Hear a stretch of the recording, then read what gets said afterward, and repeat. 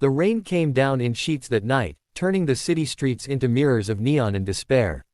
Sarah's heart hammered against her ribs as she ran, her soaked dress clinging to her trembling body, bare feet slapping against cold pavement. Behind her, she could hear him, Mark's voice cutting through the storm, that same voice that once whispered sweet promises now twisted with rage and possession. 3 years she'd endured his control, his manipulation, his fists.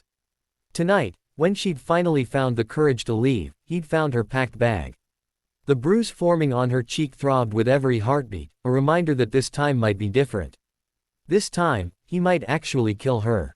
She turned a corner into an alley, her lungs burning, vision blurring with rain and tears. That's when she saw it, a black Mercedes idling at the far end, its engine purring like a sleeping predator. Without thinking, without any other choice, Sarah ran toward it and yanked open the back door. "Please," she gasped, throwing herself inside. "Can I hide in your car? Please, just for a minute, I'm begging you." The man in the driver's seat didn't flinch. In the rearview mirror, his eyes met hers, dark, calculating, dangerous in a way that was nothing like Mark's volatile anger. This was something colder, more controlled. His tailored suit probably cost more than her entire year's rent, and the way he sat, utterly still despite her frantic entrance, suggested someone accustomed to chaos. "Lock the doors," he said simply, his voice carrying an accent she couldn't quite place, European, maybe Italian. "Get down." Sarah obeyed instantly, curling herself into the footwell behind the passenger seat just as Mark's figure appeared at the mouth of the alley. Through the tinted windows, she watched his silhouette pause, scanning the darkness. Her hand clamped over her mouth to muffle her ragged breathing. The man in the car did something unexpected. He lowered his window slightly. "You lost, friend." His tone was conversational, almost bored. "Did a woman run past here?" Mark's voice was sharp, aggressive. "Brunette, blue dress. She's my girlfriend, she's not well, needs her medication." Sarah's stomach twisted. The same lie he always told cops, neighbors, anyone who might help. The man in the Mercedes was quiet for a moment. When he spoke, his voice had changed, softer, but somehow more menacing. "I've been sitting here for 20 minutes. Haven't seen anyone. Storm's pretty bad though. Easy to lose someone in weather like this. If you're lying, friend." The single word cut through the rain like a blade. "I suggest you keep walking. This isn't your neighborhood." Something in his tone made Mark step back. Sarah watched through the gap in the seats as her ex hesitated, then turned and stalked away, pulling out his phone. She stayed frozen, not daring to move until his figure disappeared completely around the corner. "He's gone," the man said. "You can sit up now." Sarah slowly uncurled herself, climbing onto the back seat. Her whole body shook violently, adrenaline and cold warring in her system. "Thank you," she whispered. "Thank you so much. I didn't know what else to do." He was going to, her voice cracked. In the mirror, those dark eyes studied her. "He'd do that to your face."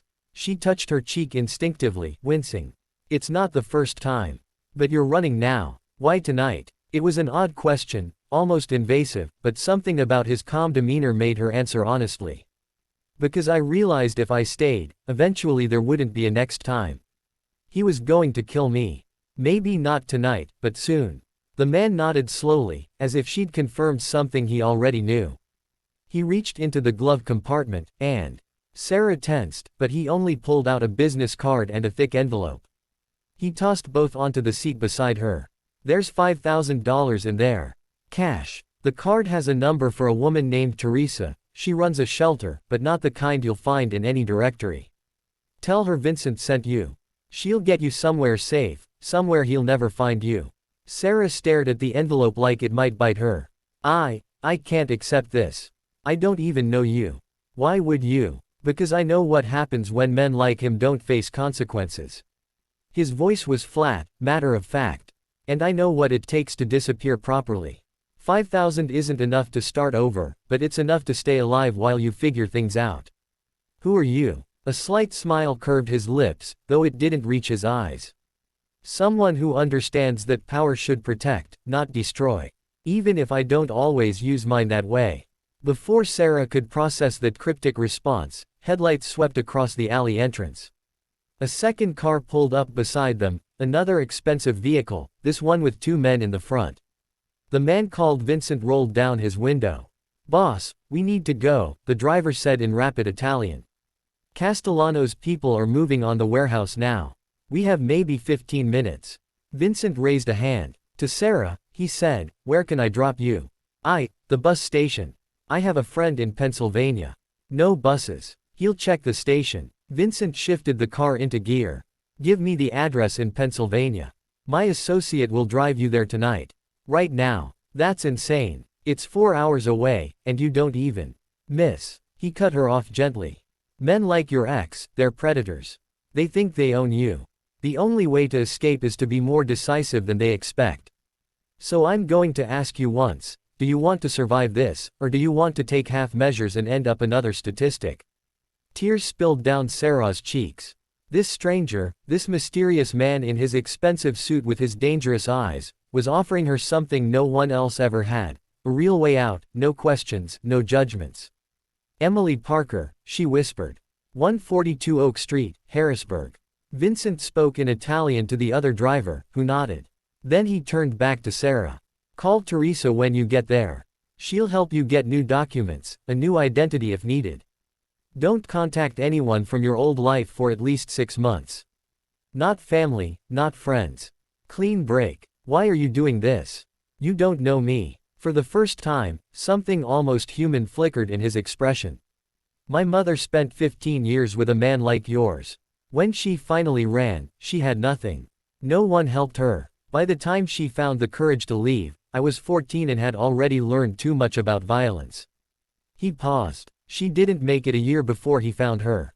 So when I see someone else running, let's say I pay forward the help she never got." Sarah clutched the envelope to her chest, unable to speak past the lump in her throat. "One more thing," Vincent added as she prepared to switch cars. "If he ever finds you, if you ever need help again, you call that number. Tell Teresa you need to reach me.